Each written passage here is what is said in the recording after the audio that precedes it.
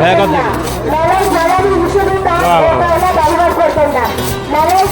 তোর নাম কি? তোর নাম কি নাম? হ্যাঁ নবীন কুমার। ও পড়াশোনা করিস? কিসে পড়িস? ভাই পড়িস? ও বাবার সঙ্গে এসছিস? আচ্ছা বিক্রি হচ্ছে? বিক্রি হচ্ছে না? ও আজকে বেশি বিক্রি হচ্ছে না? না আর ওটা তোর বোন? আচ্ছা তোর বোন? তোর বোন? ঠিক আছে কত 100 কত?